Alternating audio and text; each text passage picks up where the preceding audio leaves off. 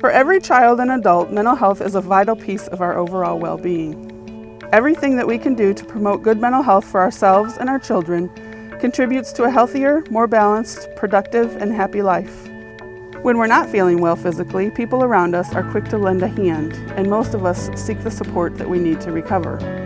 We get help when we have a bad case of the flu or a more serious physical illness. We call our doctor and take time off work when necessary. So why is the story so different when it comes to our mental health? Why are we keeping it all inside? I just woke up one day for school and I couldn't function. I was just on the floor crying and upset. There was no joy, absolutely no joy.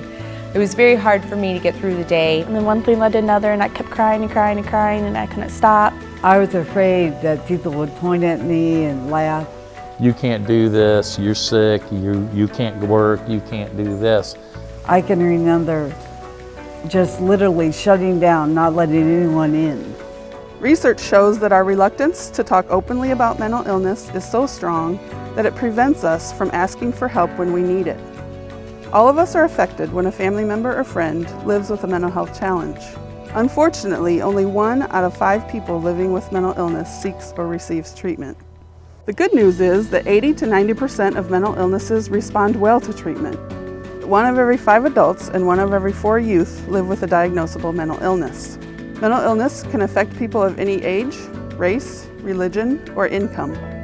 Mental illnesses are not a sign of personal weakness, lack of character, or poor upbringing. A lot of people think, well, there's nothing wrong with me, there's nothing wrong with me. You're actually stronger if you're willing to say, hey, I can't deal with this. And you'd be more surprised how many other people are in the same situation that you are. Because when you're in that situation, you feel like it's just you and you're alone and everyone else is normal and you're just this mess up and you can't control it. Where once you start getting help and you start talking to other people and like these people start supporting you, you realize that everyone else has that little bit of anxiety or that little bit of depression. Anybody can be affected, anybody whatsoever. Tell them you're a valedictorian. Tell them you're college with honors, because they wanted people to see that it happens to everybody. Most of the people there who knew me were like, wow, if this could happen to you, it could happen to me. With early intervention and treatment, one is likely to achieve recovery and experience a satisfying, productive, and meaningful life. We encourage you to say it out loud, to ask for help when you need it.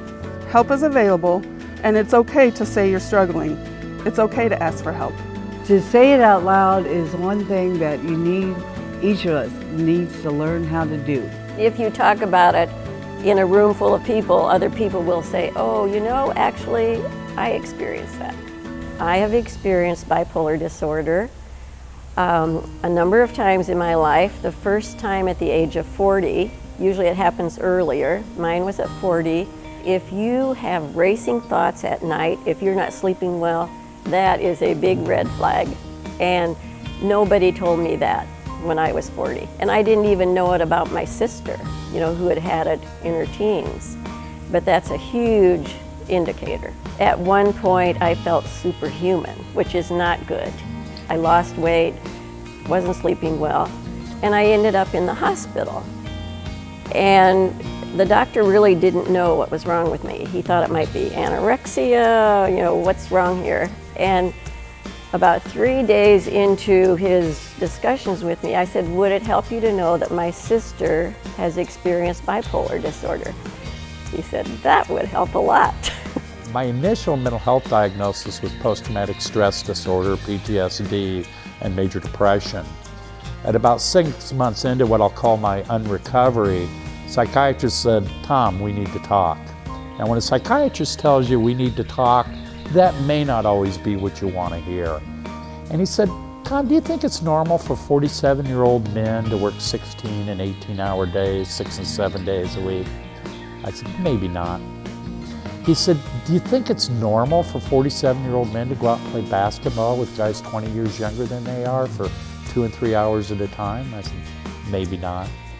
He said, about that half bottle of booze that you drink every night before you go to bed. I said, do you think that might be a problem? I said, possibly. He says, I think you've had bipolar disorder since you've probably been in your teens.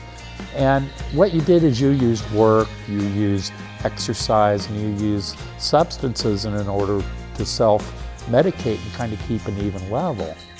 Well, having been shot and waking up in a hospital with half my body paralyzed, I never had the ability anymore to do those types of things. So it's just kind of me and my mental health disorder at that point. Little depression, but mostly anxiety. I just strive to be perfect, never achieve it, and then get upset. Hindsight, I can see that I've had it my whole life, but I didn't know it. With the low self-esteem and the thinking that everyone else is better than me. Well, I just recently started dealing with all this. I figured out that I was dealing with depression last semester. At school, I never wanted to do anything. I never wanted to go out with my friends. I never wanted to go to class. I wanted to lay in my bed all day, every day. And I'd be like her and try to get everything done at the same time. A lot of my anxiety comes on in the morning. I'll just wake up in the morning and I'm like, what am I gonna wear? What do I have to do? What day is it? What do I do first? And I have to talk myself through because I have all these thoughts in my head and they're just all spinning and I can't organize them. You feel like someone's sitting on your chest, like it's like reaching up and up your throat and you can't like get enough air. And it's just like a tightness, and then sometimes it'll subside throughout the day and then sometimes it doesn't. And that's when I know I'm in trouble, is when it doesn't subside. Your brain is just circling and circling and circling and it won't stop. Like you can think about 15 things within 2 minutes. It just won't stop. You can't just relax. I had postpartum depression. It did not have anything to do with my willpower. It was something outside of myself. I truly felt as if I was like in this abyss and I just kept sinking, you know, lower and lower and lower, and I couldn't get out of it. I just couldn't get out of it. And I was feeling guilty because here I had these 3 children and I thought, what is wrong with me? Why? This is what I wanted and I love these kids, you know, these children, but yet I couldn't find any joy. I felt incredibly guilty as a mother and I felt incredibly guilty as a person, and I would think to myself, how many people would love to trade positions with me and love to have, you know, my life? And at that point, I couldn't stand it. I couldn't stand myself and I couldn't stand my life. I called it a stress overload instead of a nervous breakdown. I was trying to do too many things and I got confused about things. I had literally shut down. I discovered that I had the mania part of bipolar, not the depression part. I wasn't sleeping. I thought I was more important than I was. I thought the work I had to do was bigger than it was. We went to Arizona and I was in very stress-free. I did my life how I wanted to. I had my husband, we had a dog, things were good. And then in July of 2004, he died of lung and brain cancer. And we'd made a pact that we would die together. And so I couldn't do it in Arizona. I came back in August 2004 and took sleeping pills to try to join in. I had a friend that knew about it. She called the next day. She couldn't handle it and she sent me to St. Francis. A good friend of mine got me seeking at the Red Cross, and that helped me a lot. It made me feel like if I could touch one person's life, and that maybe that's why I'm here today. I also feel that I'm here today to help people about mental health, to be able to talk about it. When you're looking at someone that's early in recovery, and you can look them in the eye and share a little bit of your story and really relate to them on where they're at today, it's something that they call mutuality, kind of an even level playing field so that we're kind of in the same place. She knows what I go through and like what she goes through, so that helps a lot, is her knowing. If he can do it, why can't I? The first thing I think we can do is admit it and say it out loud. This is what's going on. Now what can I do about it? Once I was diagnosed, it was like a relief. Oh, there really is, I mean, it's something. You know, I had identified, and now I know what I can work on, and now I know where it's coming from. When I wake up in the morning, I wake up with a positive attitude, even before I got Cruiser. That after I got Cruiser, he helped because he gave me somebody to wake up with. I just like myself. I like that I have friends that I never had before, and that I'm busy and active and involved in things. I've noticed a big difference since she got help. She's more independent and she is more happy. And today I live my life so much better than I did before when I had it all together, because I've learned boundaries. I've learned, you know what, when to say no. Sometimes I still take on too much, and that's unhealthy. There has to be a healthy balance between your spiritual, your emotional, your physical, and your mental. You have to take time for all of those dimensions in order to be a full, more rounded person. Wellness is taking a look at mind, body, and spirit, and treating them all, not just the, here, take this pill and come and see me in 2 months.